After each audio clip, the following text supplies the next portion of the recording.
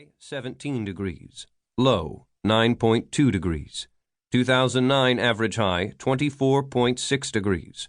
2009 average low, 12.9 degrees. Personal Chronicle, looking back to 2014. Marcus. Uncle Josh had returned to the United States and given the United Nations evidence about the Chinese atrocities in Vietnam. But the reaction was not what he or the president had hoped for.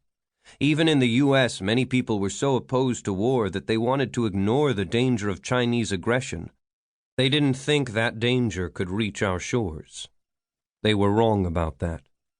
What none of us knew at the time was that the president had already sent advisors to help the Vietnamese, and he had ordered a U.S. warship to stand by in the region.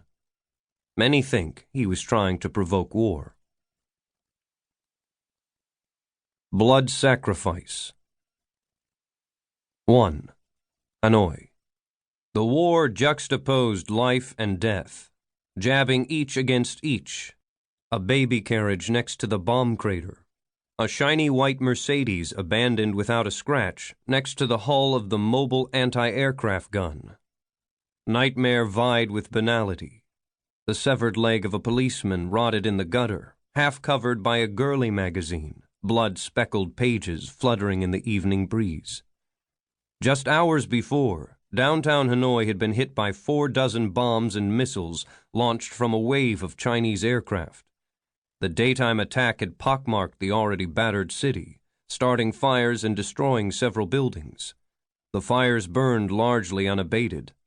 The relief forces were drained, and much of their equipment was exhausted as well. A number of fire trucks and ambulances had been damaged by the bombings. A few sat crushed by debris from the buildings they had tried to save. Others sat abandoned where they had run out of fuel. Fire trucks and ambulances still operating no longer used their sirens, as if they were too weak even to sound an alarm. The center of town had been hit hard. The former French.com bank, once a landmark, was now a burned-out hulk. A residential high-rise not far away had lost about 1/3 of its tower. In the dimming light, the jagged edges of bricks looked like an arm rising from the earth, about to rake its claws on the city. And yet, despite the destruction, the city continued to struggle on, its breath labored yet real. Elements of the bizarre mixed with the defiant and practical. In the same street where citizens had cowered in basements and behind whatever thin shelter they could find an hour before, a parade of black Korean limousines now delivered elegant matrons and 20-something fashionistas to the Ambassario Hotel for an annual benefit for Hanoi orphans. The women wore brilliantly colored dresses, their hot pink and fuchsia silks a militant stance against the Chinese onslaught. Zeus Murphy stopped on the street to let a pair of women pass. The soldier felt like a misplaced voyeur, an uninvited guest at a private carnival. He was certainly an outsider, a U.S. Army major dropped into the middle of an exotic land, though he was also more of a participant in the war than any of the dozens of people walking past him in the street. Zeus watched the women pick up the skirts of their dresses and step over the dried splatters of blood as they walked across the concrete apron to the hotel's front door. A path had been swept clear for them. A small pile of glass lay a few feet from Zeus's boots, the fragments glittering with a hint of light from the hotel's interior. Most of the women were expats, the spouses and, in a few cases, daughters of men working in Hanoi or nearby.